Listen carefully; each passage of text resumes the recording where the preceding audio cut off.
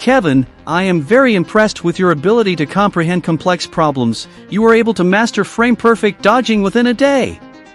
Good job. Now we can move on to something harder. Kevin, if you want harder, you should try to master ghost subbing. It's literally the best tech in the game since I can give you free subs. Not only that, you can use me in the air, in neutral, Brother, this guy stinks! Enough of that nonsense.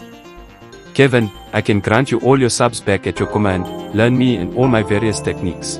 Notice how all of the defensive niggers are begging for you to learn them. Those old dustier scrubs haven't seen the light of day in competitive play and are just weeping at the brim to finally be used.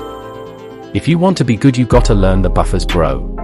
That's a lot of shit to be said for a nerfed inconsistent masher who doesn't know the difference between Let me stop subbing. it there. Why do y'all always have to act up in front of people and let pride get in the way of teaching?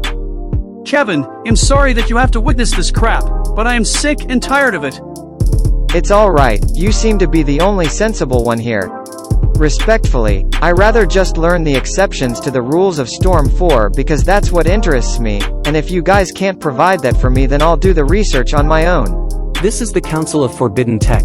We know all, and I can assure you that a scrawny pickled head nerd like you won't be able to figure anything out without knowing us first. Just because you found some tech and sit amongst a council of old farts, you think that you're better than everyone? You need to humble yourselves and not let pride get in the way of your accomplishments. If anyone has any idea on what they were doing, it would not be called research, would it? This is why I'm humble enough to ask questions and seek help to accomplish my goals. Kevin, I completely understand and would like to assist you on your journey to unlocking full mastery. Remember this, the improvement of understanding is for two ends. First, our own increase of knowledge. Secondly, to enable us to deliver that knowledge to others. Let's start by understanding the complexities of animations first. Damn, what happened to Fatboy? Did he disconnect? It looks like it. He's not answering the call. Oh my god. Oh, hell no, man. What the fuck, man? Get your ass on, boy. You get your goddamn ugly ass. If I'm not mistaken, you are already aware of soft, hard, and cinematic animations within the game, right? Oh, and the variety of effects such as physical, projectprojectile, and placements?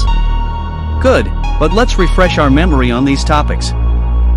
Animations fall into one of three categories, either soft, hard, or cinematic. Some examples of cinematic animations are ultimate jutsus, grabs, and the scenes that play at the end of your combo. On the other hand, soft and hard animations are the physical attacks that you are used to when comboing people. The main difference between the two is soft animations are quickly cancelable while hard animation binds a stun lock effect until the duration of the animation is finished. Most characters possess all three animation types, and only a few just have two types. But the key takeaway is that everything in the game has an animation attached to it, and a set duration to apply its effects. Remember that, because all animations can be cancelled. Yes, even cinematic ones, and I'll show you in a sec. Before we get to that, we need to know about the three types of effects within the game, which are physical, projectile, and placement effects. These are also known as the damage types. Are you following so far? Don't worry, I got you. I will quickly explain the damage types and attributes associated with them and then show you how damage types exist within animations, for instance, physical damage.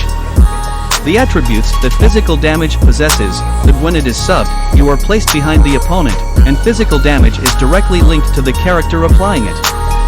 Physical damage can exist within both soft and hard animations. Projectile damage is simple to understand. This is damage that exists outside of the character that fires it, and when projectile damage is subbed, you'll be placed in the same location.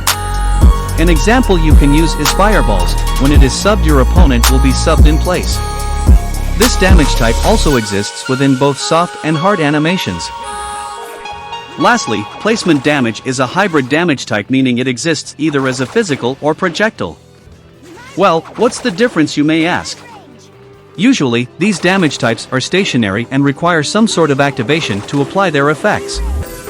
The activation requirements may be physical damage, projectile damage, or coming in contact with a hurtbox to activate placement effects. A few examples you can use are Rin's tilt, Kashina's tilt, activating a counter, and even kunai bags. Did you forget to mention how input buffers complement animations? Because input buffers allow for any animations to deal projectile damage. I wasn't planning on helping you, Kevin, but I feel disrespected that this clown didn't mention me. That's something that your sorry insecure ass has to deal with, not me. Plus, I already knew that, so if you can kindly rest your mouth as I continue learning this lesson, that would be greatly appreciated, thanks. Oh my god. Oh, hell no, man. What the fuck, man? Get your ass on, boy. Now with the knowledge bestowed on you, are you ready to view some of the complexities within the game and use our knowledge to understand them? Good! Let's take a look! Hold on, bruh. What do you mean by viewing the complexities of the game? I will be showing you a series of videos and I want you to reverse engineer them on how they work, then I would like for you to replicate them on your own time.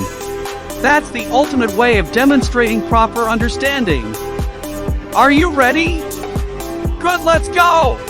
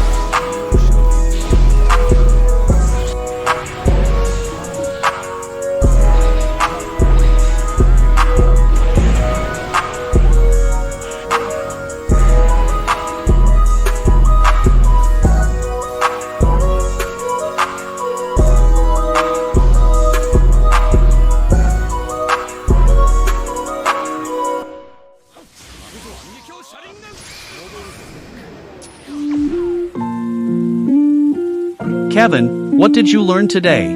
We went over animations and damage types, then we watched clips to exercise our knowledge by applying what we learned to the clips. And don't forget about the buffers, bro.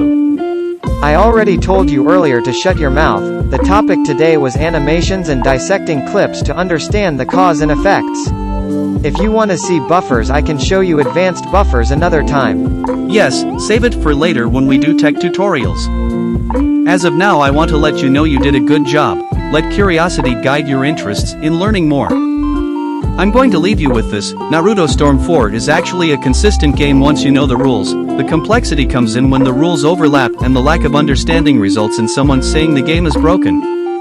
Well, I can't blame them for saying such things, and I'm not gonna argue it's not broken, but the logic is consistent and the game has a bunch of complexities. Before you go, what can I look forward to learning next? You can look forward to learning the complexities of switching and other movement options, then we'll use our knowledge to combine both switching and animations to achieve things like this. The ability to teleport. There are two known methods, and depending on which one you learn can send you down a good or bad path. I'm curious to see which method you choose. But no matter what path you decide to go down, I'll still be here to assist you, Kevin, but right after I. Oh my god. Oh, hell no, man. What the